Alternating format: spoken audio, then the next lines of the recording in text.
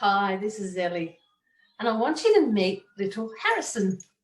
Harrison's my new little puppy dog. Actually, he's 8 years old, and I've just adopted him in the last month or so. So Harry shipped it in, and he's learning all the new rules in the whole world here with me, and he's a very, very happy little boy.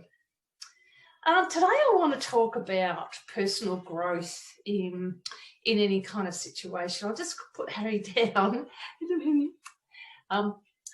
Sometimes we can grow out of a situation, when the situation around us isn't growing with us, or it's become something that's quite detrimental to our personal growth, or it can even be something that is actually derogatory towards us and harmful. And I'm talking about situations that might be with work or friendships, or even in a partner situation. And to be honest, really, we all do know when we're in a situation that no longer serves us well. But we don't know how to move on from it. We know that staying is actually harder than leaving, but we don't necessarily have the supports around us to get out. If you're in a situation like this where you actually feel like you're not the person you used to be, that you've lost some of your confidence and self-esteem and belief of who you are, then you may need to talk to someone, and you may need to make that somebody who is completely separate from your personal life and your close friendship group, family, because you need someone who's actually going to see you with fresh eyes and give you the strength-based confidence building that you need. When it comes to partner relationships, there's a lot of talk in recent years about family violence. Family violence is actually not just physical violence.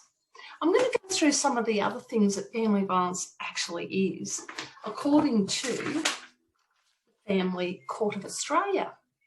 So when we talk about family violence in this context, we can talk about what legally family violence is. Family violence is not just physical, it's sexual, and sexual abuse, and verbally sexually abusive, stalking, derogatory taunts and put downs.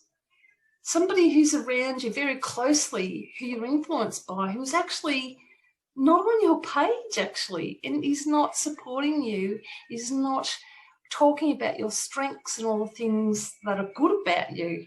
You find yourself sinking down into a state where you no longer believe in yourself, and this is really concerning.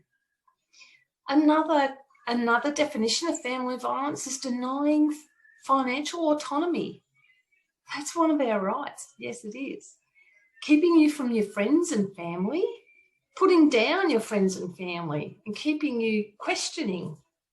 It's kind of a form of gaslighting and being cohesive about, who you are and what you can do and who you stand for and what you can achieve. There's also a category of spiritual. So if you have a very firm spiritual belief and you're not allowed to follow that belief or believe in that within the relationship you're in, that's another form of family violence. Believe it or not, it is. If you're in a situation where you think you actually do know you're in trouble and you want some really confidential assistance and support and guidance, first of all, probably even to talk to somebody about whether or not you are in a family violence situation, or a situation that's no longer suiting you, and it's not something you can stay in. Actually, you know that if you leave, you could fly. You could be the person you're meant to be here. There's a lot more to the whole conversation about leaving a situation that's really not healthy, and I'm aware of how carefully that can be done and what other service may be needed. But if I've said anything today it's come very close to the bone and you think, I'm going to have a good think about this, have a conversation with me, call me, talk to me. But at the end of this video, I'll be leaving some other essential services and contact numbers for you